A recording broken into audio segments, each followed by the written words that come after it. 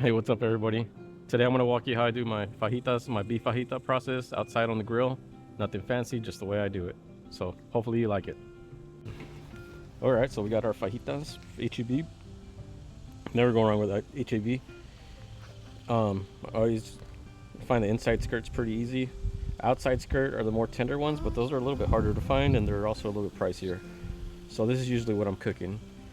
And what I do is I like to trim them up a little bit lightly and nothing too crazy. Let's get into that.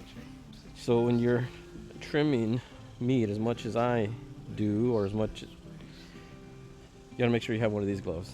It's a cutting glove, and trust me, it'll save you from nicking your fingers and cutting yourself, because I've cut them.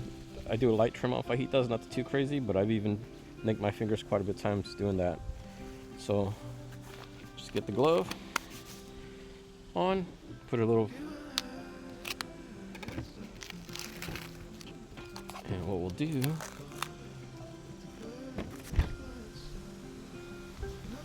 is get our fajitas, and nothing too crazy, guys. I just want to take some of this little silver skin off, because the rest it'll render. We're gonna get a nice sear on it. We'll render that fat out. Sometimes it adds a good little flavor to it, I found. But we just don't want the stuff that's not gonna cook out. We want to take that off.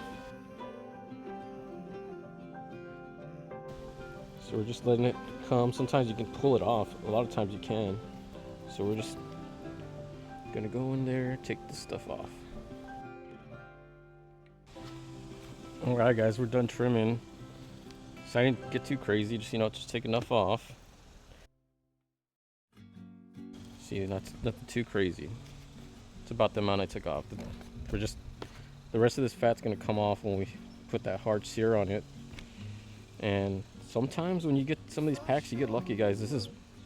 To me, that looks like outside skirt. Outside skirt's the more tender cut of meat that restaurants usually get over the consumer by the store, but we're gonna eat good tonight. So next step I like to do is I like to cut them in manageable pieces. So I'll just take it right there. And I like to put a dry brine on my fajitas with some all-purpose seasoning. And I like using Regi-Q AP. Good stuff, try it out. Regi-Q.com, Regi-QBarbecue.com. So what I'll do, I like using these little to-go containers too, and we're just gonna season them on both sides. Nothing crazy. This is just to let that flavor brine into them. This is a dry brine, or at least that's what I think it's called. That's what I've always called it. I used to say dry marinade, but somebody told me one time it's called dry brining. So I'm taking them at their word. And that's it. I'll cover them up, put them off to the side for a while, let them sit. I like to let them sit for at least 2 hours. And when we're ready to do the next step, I'll let you know. Alright, our next step is we're gonna get our fire started.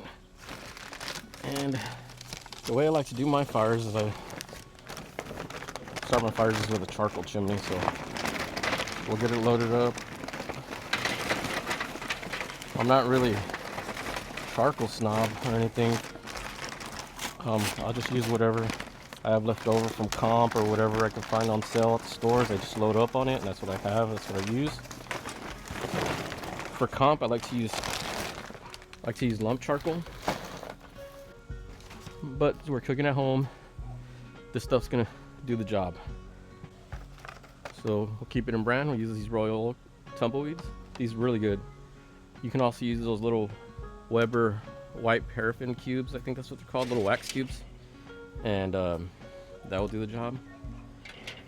There's also, you can just get a paper towel, wet it with some oil. That will get you started. But here I just use 2. I feel like helps the process go a little bit faster. I let those kind of completely light up and put our chimney on. In about 20 minutes we're gonna have a fire. So while our fire's going, let's start getting our meat ready. I think this is a very important step. We're gonna drizzle it. This is very important. You only do this right before it's about to go on the grill. No more than 30-35 minutes, because if you do it before then, the citrus will start to cook your meat. I think it adds a lot of flavor to your meat.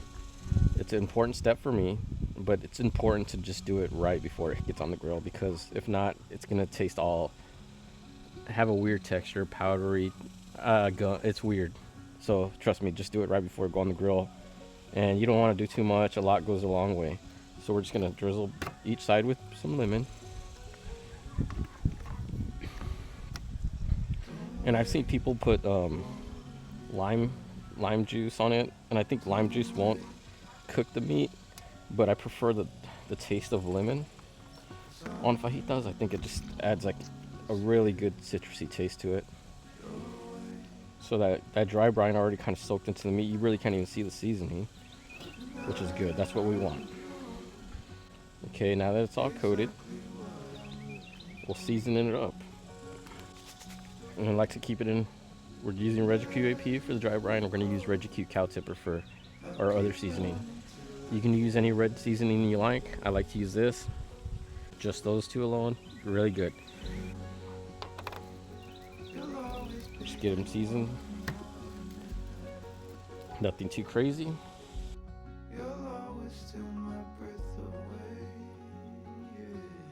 Now we just got to get ready for our fire, and we'll throw them on the grill, and then we'll have some delicious fajitas coming up. Okay, now we're ready to throw our coals on. I like to do a 2-zone fire, so I'll put my coals on this side. That's my sear side, and that's my indirect side. So we're gonna throw our coals here.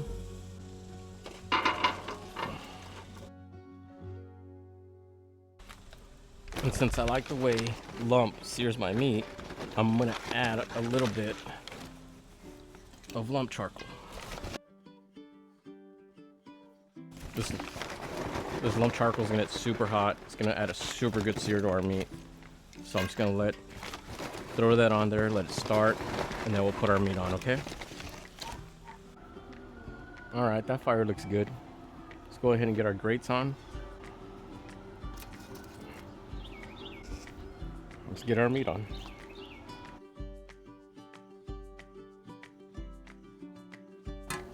All right, let's give them a turn. But before, there we go, now it's official. All right, that's good. That's what we want. Want that nice little char.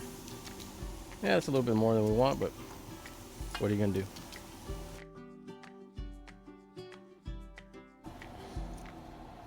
All right, I think they got enough char. We got a hard sear on this one. This one's got a lot of char, which might be good in the end. So we'll put them over here in the indirect side. And this is something I like to do. I used to have like a margarine spray, like I can't believe it's not butter, and just spray it all, whatever. But then after a while, I always have a bunch of these left over from competition. So what I do is I just, just drench it on there on the side that's more charred, and that's gonna soften up that char. It's gonna make that meat pop. Trust me. So we'll put our other 2 meats on, or our other 2 pieces of fajita. And this is that one that a little bit nicer, so I want to put it on the side that's not as hot.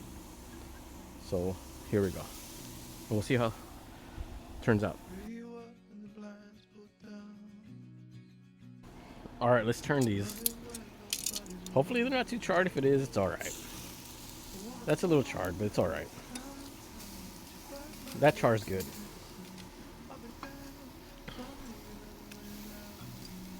All right, so we'll turn these over once I have that Parkay on there, and we'll let these get some char, and just let it keep going, man. It's gonna be good. It's gonna be good. It's gonna be a good meal. All right, guys. So we got some char on these, and this side looks like it's got a little bit of a sear. So let's kind of swap them over, and let's kind of just play with them a little bit. The char looks a little rough, but when we put that Parkay on them, it's gonna break it up. If I'm cooking it for comp, I probably don't want this char. but I'm cooking at home. I definitely want it. It gives it an extra layer of flavor that you wouldn't believe. All right, let's go ahead and move these over into the indirect heat. They look, as you can see, they got a nice, they already started, look good on that side. Look at this one, look at that, look at that. All right, so we'll get this Parkay.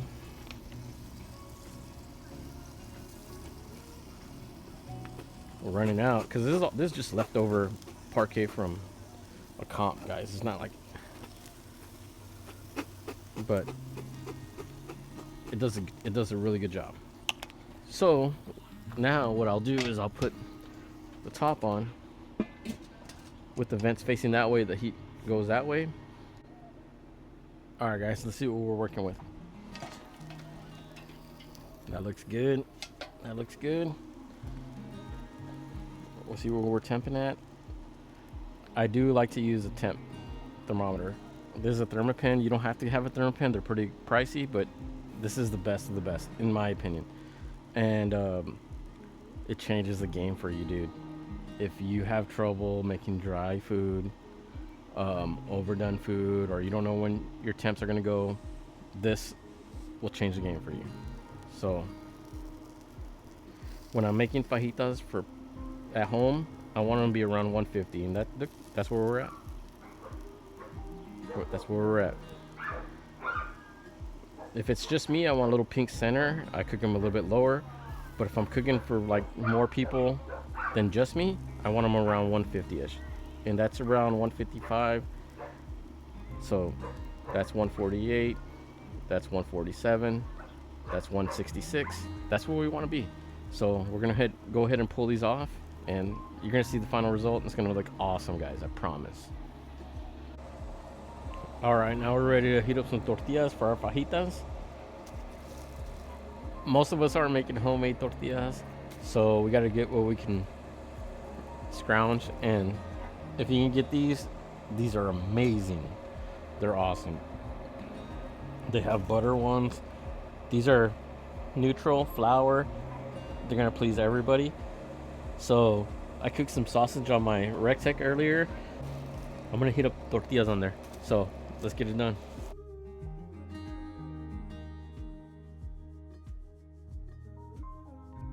All right, guys, let's cut our fajitas. We got all these flies out here. We got our tortillas ready. So hopefully these flies don't give us a hard time. So we'll get our protective glove on our opposite hand and get some glove on our other hand, so that way we're ready to go. And look at that, look at that. All right, so the grain's going this way. You always cut against the grain. So that would be kind of a big slice. So what I'm gonna do is I'm gonna cut it in half, and what I'm gonna do is you gotta cut against the grain.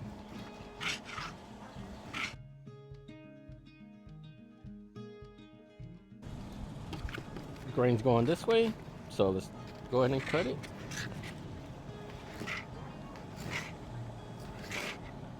Get yourself a bread knife. It's a lot easier to cut meat with a bread knife.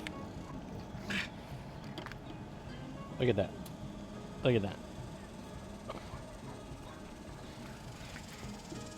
Little taste for the cook. So we got the grain going this way, so let's cut it in half. And as you're seeing, I like to cut it at an angle.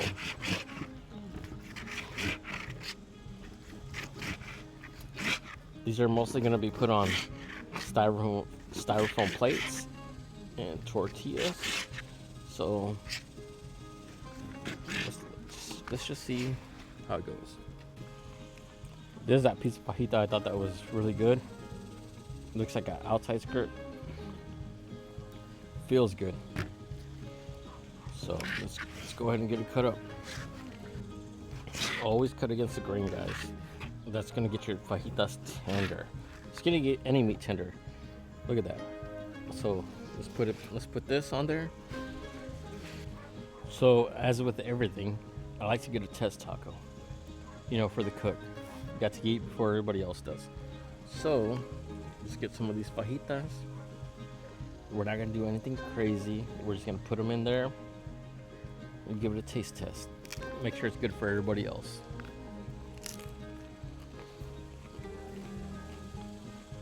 You know, that'll do. Until the next time, guys, the smoke abides.